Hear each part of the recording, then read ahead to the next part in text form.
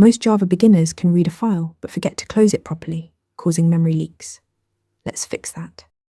Reading a text file in Java starts with creating a buffered reader that wraps a FileReader. The FileReader takes the file path as a string argument. BufferedReader then wraps this FileReader to provide efficient buffering and convenient methods like readLine. This layered approach is a classic example of the decorator pattern in Java I/O. Once you have your buffered reader, call readLine in a loop. This method reads one line at a time and returns null when it reaches the end of the file. Store each line in a string variable, process it, then loop back for the next line. This makes reading large files memory efficient since you only load one line at a time. File operations can throw out exception, so you must handle it. You can either wrap your code in a try-catch block and handle the exception, or declare throws out exception in your method signature to pass the responsibility up the call stack. Additionally, you must close the buffered reader when done, either by calling close explicitly in a finally block, or better yet, using try with resources. The modern best practice is try with resources.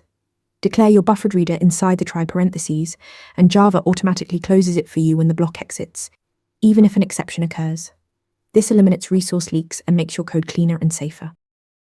To read a file with buffered reader, wrap a FileReader with the file path, call readLine in a loop until null, handle IO exception, and always use try with resources for automatic cleanup. Now go practice this pattern until it's second nature.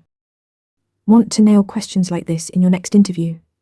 Interview Mentor gives you hands-on practice with real questions. Every answer gets a grade with specific, personalized feedback. Track your progress across topics and difficulty levels.